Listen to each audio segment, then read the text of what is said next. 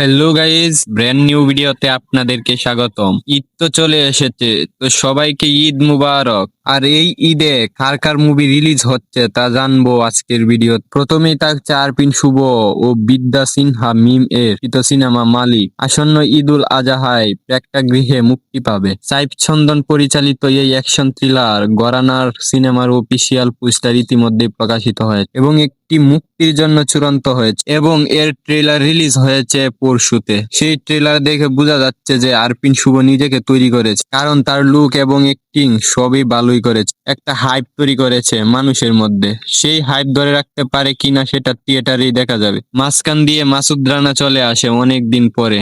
আর trailer দেখলাম আর ভাবলাম আমিও একটা সিনেমা করে ফেলবো। না মানে যেভাবে বাংলা সিনেমাতে ইআই ব্যবহার করছে তা দেখে আমারও মনে চাচ্ছে আমি একটা সিনেমা বানাই ইআই দিয়ে। মাসুদ রানা ট্রেলারটা পুরোটা ইআই দিয়ে বানানো ছিল। যাই হোক, এই ছাড়া লিস্টে রয়েছে রোহিত সিনেমা। হাওয়ার মুভির ডিরেক্টর 4 বছর পর রোহিত সিনেমাটি নিয়ে আসে। মেজবাউর রহমান সুমন। রোহিত সিনেমাটি ভালোই হাইপ রয়েছে। আর সিনেমাটি প্রধান দুই চরিত্র অভিনয় করেছেন মুস্তাফিজুর নূর ইমরান ও নাজিপা তুষি। অন্যান্য গুরুত্বপূর্ণ চরিত্র আছেন গাজী রাকায়েত, আহসাবুল ইয়ামিন রিয়াদ। সিনেমার মুক্তি উপলক্ষে ইতিমধ্যে প্রকাশ করা হয়েছে প্রথম গান রইদে আইলা গা জুড়াইতে। সরকার অনুদানী সিনেমার রইদ ভালোই সাড়া পাচ্ছে মানুষের কাছে। তো এবার কার কাছে আসা যায়?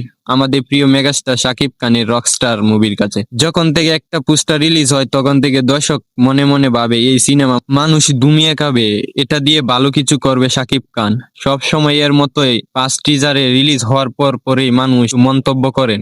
তারপর আসে দ্বিতীয় টিজার, যেটার নাম ফ্লাওয়ার। ভালো লেগেছে, চাইলে দেখে আসতে পারো ফ্লাওয়ার টিজারটা, আমি রিভিউ করেছি। আর শাকিব খানের অভিনয় ছিল দারুণ। আজমান রুশু পরিচালিত এই মিউজিক্যাল ড্রামা গরানার সিনেমাটিতে শাকিব খানের বিপরীতে অভিনয় করেছেন সাবিলা নূর, তানজিয়া জামান, মিথিলা এবং সুনীল নায়েক। তো আজকে এই পর্যন্তই, দেখা হবে অন্য কোনো ভিডিওতে। আরেকটা কথা, আপনারা কোন মুভিটার জন্য বেশি আগ্রহ তা কমেন্টে জানাবেন। Bye bye.